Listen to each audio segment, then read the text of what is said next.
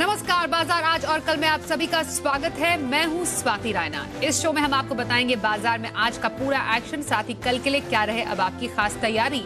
हमारे साथ शो में खास मेहमान शामिल हुए हैं। परिचय करा दे आनंद राठी सिक्योरिटीज के सिद्धार्थ सेडानी। सिद्धार्थ जी, स्वागत है आपका शो में। और पूरी रिसर्च टीम का भी परिचय करा दे। वरुण से हम जानेंगे कैसा रहा आज बाजार का हाल। देवांशी से समझेंगे सीजी कंज्यूमर की बड़ी डील। कुशल बताएंगे क्यों फोकस में है मैप माई इंडिया। अमरीश से जानेंगे टेक्सटाइल कंपनियों से जुड़ी एक अच्छी खबर। लेकिन सबसे पहले आज के बाजार पर एक नजर डाल लेते हैं। तो अंतिम घंटे की मुनाफा वसूली से बाजार आज लगातार छठे दिन गिरावट के साथ बंद हुए। कारोबार के अंत में निफ्टी 29 पॉइंट की मामूली गिरावट के साथ 17,063 के लेवल पर बंद हुआ। वहीं सेंसेक्स करीब 70 अंक फिसलकर 57,232 के स्तर पर बंद हुआ। बैंक निफ्टी 20 अंक की तेजी के साथ 37,392 के लेवल पर आज बंद हुआ है। वहीं एफआईआईज और डीआईआईज के डेटा पर एक नजर डाल लेते हैं। एफआईआईज यानी विदेशी संस्थागत निवेशकों की तरफ से एक बार फिर से भारी भरकम बिकवाली 3,417 करोड़ रुपए की। वहीं डीआईआईज की तरफ से 3,024 करोड़ रुपए की खरीदारी के आंकड़े आज आए हैं सामने।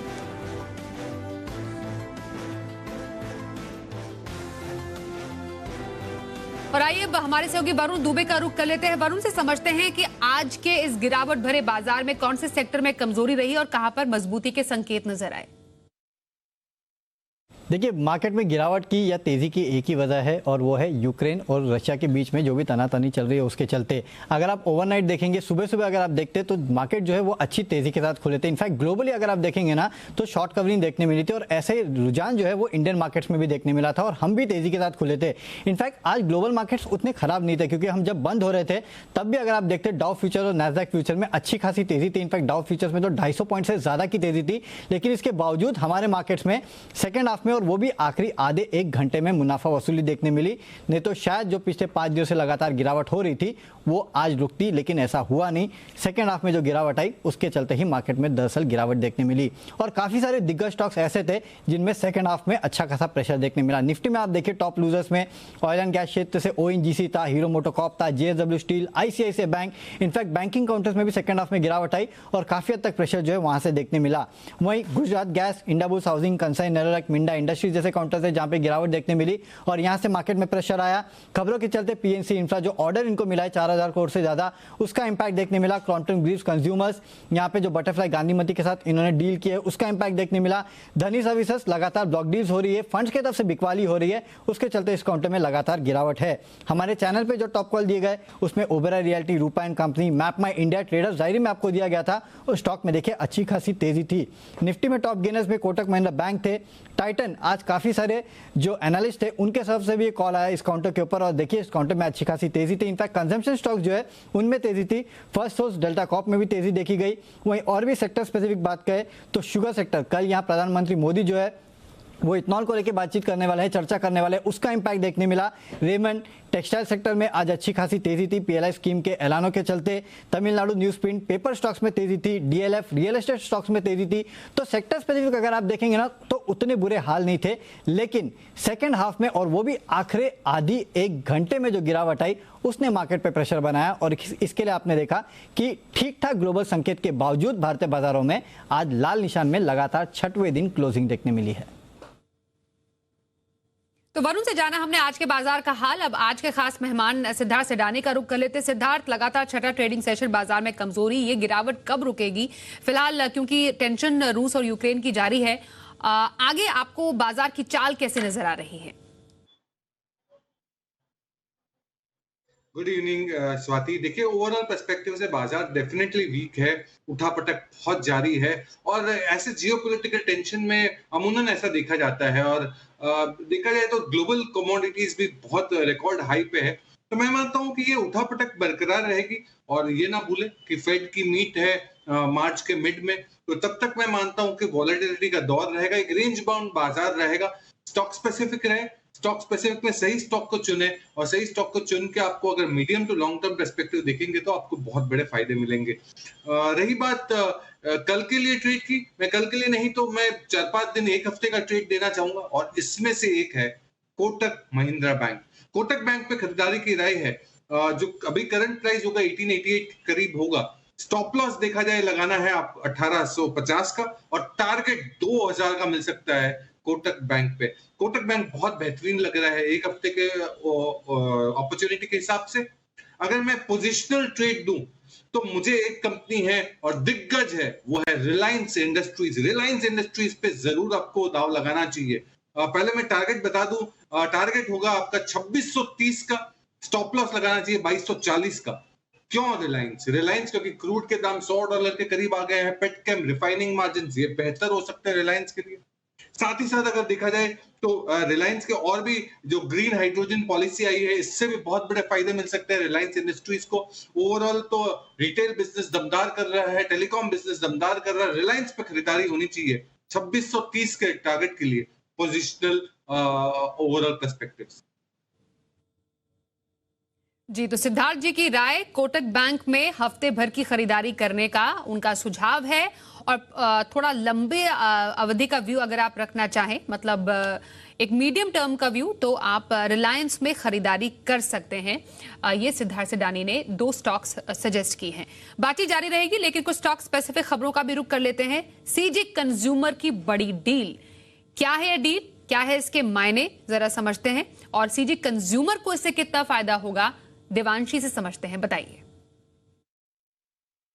जी बिल्कुल, आप देखिए क्रॉम्पटन ग्रीव्स कंज्यूमर इलेक्ट्रिकल्स और बटरफ्लाई गांधीमती, ये दोनों स्टॉक्स पर आज फोकस था। दरअसल क्रॉम्पटन ग्रीव्स कंज्यूमर ने बटरफ्लाई गांधीमती में 55% तक की हिस्सेदारी खरीदी है, और ये जो हिस्सा है 1403 रुपए प्रति शेयर के भाव पर खरीदा है। तो टोटल मिला के 1380 करोड़ तक का पेमेंट कंपनी करती हुई दिखेगी। दूसरी तरफ क्योंकि एक बड़ा हिस्सा खरीद रही है, तो एक मैंडेटरी ओपन ऑफर भी कंपनी को लाना होगा, और ये जो ओपन ऑफर है उसके लिए 1434 रुपीज प्रति शेयर के भाव को तय किया गया है, जो कि कल की जो क्लोजिंग भाव है उससे करीब 3.25% तक का प्रीमियम है। और इसके साथ ही आप देखिए कंपनी उसके जो ट्रेडमार्क्स हैं वो खरीदती हुई दिखेगी। इसके साथ ही जो ओवरऑल लैंड पार्सल्स हैं वो भी कंपनी खरीदती हुई दिखेगी। करीब 200 करोड़ के जो पेमेंट्स हैं वो इसके लिए करती हुई दिखेगी। और इन सब के चलते आप देखिए ये जो टोटल हिस्सा है 81% तक की जो हिस्सेदारी है उसके लिए कंपनी करीब 2075 करोड़ तक का पेमेंट करती हुई दिखेगी। अब ये दोनों ही कंपनीज के लिए काफी पॉजिटिव है। सबसे पहले बटरफ्लाई गांधीमती, क्योंकि आप देखिए जो डील होती हुई दिखी है ये अच्छे वैल्यूएशंस पर होती हुई दिखी है। पिछले 10 दिनों में अच्छे गेन्स इस कंपनी में आते हुए दिखे हैं। डील की जो बातें होती हुई दिख रही थी, इसके चलते इस स्टॉक में ऑलरेडी गेन्स आ चुके थे, और उन लेवल्स के प्रीमियम पर ये डील होती हुई दिखी है, तो काफी पॉजिटिव है। लेकिन दूसरी तरफ सबसे इंपॉर्टेंट बात यह है कि जो क्रॉम्पटन कंज्यूमर है उसके लिए ये पॉजिटिव है। सबसे पहले उनको एक वेल ब्रांड मिलती हुई दिख रही है। इसके साथ ही क्योंकि बटरफ्लाई गांधीमती का साउथ में बहुत ज्यादा प्रेजेंस है, डिस्ट्रीब्यूशन नेटवर्क को एक्सपैंड कर पाएगी कंपनी, तो ये ओवरऑल जो सिनर्जी बेनिफिट्स हैं वो कंपनी को मिलते हुए दिखेंगे। इसके साथ ही आने वाले समय में यानी कि FY24 से माना जा रहा है कि लगभग 5% तक की जो सिनर्जी बेनिफिट्स हैं वो क्रॉम्पटन कंज्यूमर इलेक्ट्रिकल्स को मिलती हुई दिखेगी, और 2 ब्रांड्स हो जाएंगी कंपनी के पास, तो एक पर जो निर्भरता है वो भी कम हो जाएगी। और जैसे मैंने कहा कि ओवरऑल जो सिनर्जी बेनिफिट्स है, डिस्ट्रीब्यूशन नेटवर्क्स हैं वो काफ़ी मजबूत होते हुए दिखेंगे, और इसके चलते क्रॉम्पटन कंज्यूमर में भी आज करीब 7% तक की तेजी के साथ स्टॉक में कामकाज होता हुआ दिखा था। बिल्कुल, सिद्धार्थ जी आपसे सीजी कंज्यूमर पर राय लेना चाहेंगे। इस डील के बाद क्या इंपैक्ट आप देखते हैं दोनों ही स्टॉक्स में?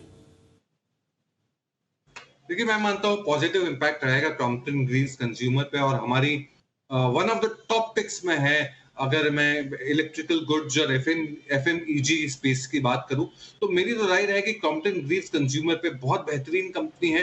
अगर देखा जाए तो लाइट्स, फैंस, ट्यूबलाइट्स, पंप्स इसका लीडर है, और मार्केट शेयर में बढ़ोतरी देखने मिल रही है। तो मैं बहुत पॉजिटिव हूँ क्रॉम्पटन ग्रीव्स कंज्यूमर। अगर आप मीडियम 6-8 महीने के लिए खरीदना चाहे तो क्रॉम्पटन ग्रीव्स कंज्यूमर जरूर खरीदा जा सकता है, और बहुत पॉजिटिव है ये एक्विजिशन के बाद।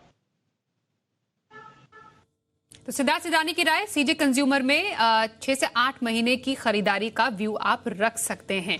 वहीं एक और खबर मैप माई इंडिया से जुड़ी हुई, स्टॉक में करीब 6% की आज तेजी दिखी। कल और आज में अगर शेयर में देखें तो करीब 10% उछल चुका है शेयर। वजह समझते हैं। कुशल बताइए, मैप माई इंडिया के लिए अच्छी खबर क्या है? जी, तो हमने देखा कि आज किस तरह से मैपमा इंडिया में जबरदस्त तेजी हमें देखने को मिली और इसकी सबसे बड़ी वजह बनी कल जो लॉन्च किया गया था ग्रामीण विकास मंत्रालय द्वारा ग्रामीण इलाकों से जुड़ा हुआ जीआईएस डेटा पब्लिक डोमेन में लाया गया था और इसके साथ साथ ही मैपमा इंडिया समेत कुल 3 जीआईएस कंपनियों के साथ जो है सरकार ने करार कर लिया है। तो जाहिर सी बात है कि यहाँ पर इनके लिए काफी ज्यादा फायदे वाली बात हो जाती है, क्योंकि यहाँ पर आप देखिए तो 8 लाख से ज्यादा ग्रामीण सेवाएं, साथ ही 10 लाख से ज्यादा हैबिटेशन और 25 लाख किलोमीटर सड़कों का डिजिटल डेटा जो है इस डोमेन पर उपलब्ध है। अब आगे चलकर इसकी डेटा विजुअलाइजेशन और डिजिटल मैप्स का जो उपयोग है खासकर एसेंशियल सर्विसेज पहुंचाने में ड्रोन्स के द्वारा, वो काफी बड़ा इंपैक्ट क्रिएट कर सकता है और ये डेटा जो है पूरा का पूरा स्टार्टअप्स और काफी सारे जो एंटरप्रेन्योर्स हैं उसका इस्तेमाल कर पाएंगे। यही नहीं, आप देखिए यहाँ पर जो ओपन डेटा लाइसेंस के तहत जीआईएस डेटा रिलीज किया गया है वो डेफिनेटली काफी ज्यादा पॉजिटिव हो जाता है तमाम इन सभी जीआईएस कंपनियों के लिए, क्योंकि आगे चलकर इनका जो डेटा विजुअलाइजेशन पैटर्न है वो काफी सारी कंपनियां जो है इस्तेमाल करती हुई नजर आएंगी अपने प्रोडक्ट्स और सर्विसेज गांव-गांव तक पहुंचाने के लिए। और इसी वजह से मैपमा इंडिया आप देखिए आज तूफानी तेजी के साथ बंद होता हुआ दिखा। मैपमा इंडिया की इस तेजी में सिद्धार्थ जी स्ट्रैटेजी क्या रहे? देखिए, कंपनी का बिजनेस एकदम यूनिक है, बहुत बेहतरीन है और जब इसका आईपीओ आया था तब भी हमारी सब्सक्राइब की रेटिंग थी, उसके बाद हमारी कोई रिपोर्ट या कोई टारगेट्स नहीं है, बट ओवरऑल पर्सपेक्टिव से फंडामेंटली बेहतरीन कंपनी और ये जो ओवरऑल एनालिसिस की गई है एकदम सटीक। तो मैं मानता हूं कि अगर किसी के पास अगर आईपीओ के टाइम के शेयर्स पड़े हुए हैं तो बिल्कुल बने रहना चाहिए। बिल्कुल, तो मैपमा इंडिया में बने रहने की सलाह। टेक्सटाइल शेयरों में भी हमने देखा आज तूफानी तेजी। रेमंड, अंबिका कॉटन और वेल्सपन इंडिया जैसी कंपनियों का शेयर 5 से 11% तक आज उछला। दरअसल सरकार ने सेक्टर के लिए पीएलआई स्कीम के नियमों में राहत दी है। ज्यादा जानकारी हमारे सहयोगी अमरीश पांडे दे रहे हैं। बताइए अमरीश। सरकार ने 10,683 करोड़ रुपए की पीएलआई स्कीम जारी की थी टेक्सटाइल कंपनियों के लिए और उसमें एक बड़ा बदलाव सरकार लेकर आई है। सरकार ने जो नियम था कि 24 सितंबर 2021 के बाद एक कंपनी बनानी होगी और वो कंपनी ही एलिजिबल होगी इस पीएलआई के सारे फायदे लेने के लिए, उस नियम में बदलाव किया है। और सरकार का जो नया बदलाव है वो ये कहता है कि जो कंपनियां 24 सितंबर 2021 से पहले भी रजिस्टर्ड हैं और वहां पर उत्पादन नहीं हो रहा है, ऐसी कंपनियों को भी इसमें आवेदन करने की इजाजत होगी और वो इस पीएलआई स्कीम का लाभ ले सकती हैं। अभी हमने देखा था कि पिछले कुछ दिनों पहले ही सरकार ने जो डेडलाइन थी इसकी वो बढ़ाई थी और बढ़ाकर 28 फरवरी की थी। तो कुल मिलाकर टेक्सटाइल कंपनियों के लिए एक विन विन सिचुएशन है, जहां पर उनको इसके आवेदन के लिए एक राहत भी मिली है और एक मोहलत भी मिली है। सरकार ये चाहती है कि ज्यादा से ज्यादा कंपनियां इसके लिए आवेदन करें और जो एक्सपोर्ट का टारगेट सरकार ने रखा है वो पूरा किया जा सके। तो कुल मिलाकर हम देख सकते हैं कि सरकार KPR Mills, Vardhman, Arvind Mills जैसी जो कंपनियां हैं उनके लिए एक अच्छी खबर लेकर आई है। जी सिद्धार्थ जी, टेक्सटाइल स्पेस से आपकी कोई पसंद? हम तो बहुत पॉजिटिव है टेक्सटाइल स्पेस पे। इनफैक्ट हम एक थीम भी लेके आए थे, कपड़ों से कमाई, और टेक्सटाइल पे हम बहुत पॉजिटिव है। Companies like Arvind Fashions, ABFRL बहुत बेहतरीन कंपनियां हैं, इंडोकाउंट, ये सारी कंपनियों पे हम बहुत पॉजिटिव है और हम मानते हैं कि टेक्सटाइल स्पेस ये पूरे साल के लिए मजबूत परफॉर्म कर सकता है। ऑफ कोर्स आपको स्टॉक स्पेसिफिक रहना है और मैं मानता हूं कि अप्रैल स्पेस में अरविंद फैशन, ABFRL और इंडोकाउंट इस पे पॉजिटिव है। और अब वक्त हो गया है वायदा बाजार में ऑप्शन की रणनीति से कैसे आपको कल कमाई के मौके मिलेंगे ये बताने का।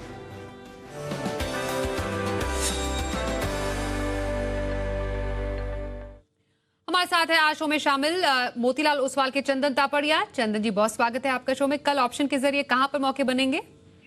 बिल्कुल, इस बाजार में ओवरऑल पिछले 5-6 दिन से देखें तो जरूर दायरे में है, बट उस दायरे का रेंज नीचे की तरफ शिफ्ट हो रहा है और लगातार ये छठा दिन है जब निफ्टी नेगेटिव क्लोज हो रहा है। तो कहीं ना कहीं ऐसा लग रहा है कि अपसाइड केप्ड है और बाउंस में सेलिंग आ रही है। आज भी आप देखेंगे तो 17,200, 220 के ऊपर होल्ड नहीं किया और क्लोजिंग के टुवार्ड्स वापस सेलिंग दिखा। तो ऐसे बाजार में काफी सेलेक्टिव रहना पड़ेगा। निफ्टी में हल्का सा नेगेटिव बायस है, but selective stock specific action यहाँ पे बनेगा। तो 2 ट्रेडिंग आइडियाज है यहाँ पे। एक रहेगा मैकडोवेल। आप देखोगे इस काउंटर में कहीं ना कहीं वीकली और डेली चार्ट में एक बॉटम आउट प्रोसेस बना है। मैकेनिकल इंडिकेटर्स में बाय सिग्नल मिल रहे हैं, डेरिवेटिव्स डेटा रोल ओवर का पॉजिटिव स्टेंस इंडिकेट कर रहे हैं। तो मैकडोवेल की मार्च की 860 की कॉल लेने की सलाह रहेगी, जो लगभग 29 रुपए के आसपास है। 21 रुपए का स्टॉप लॉस लगाइए और हमारा मानना है कि मैकडॉवेल में लगभग 900 रुपए तक की तेजी होगी और ये कॉल ऊपर में लगभग 44 रुपए तक जाने की पूरी संभावनाएं रख रहा है।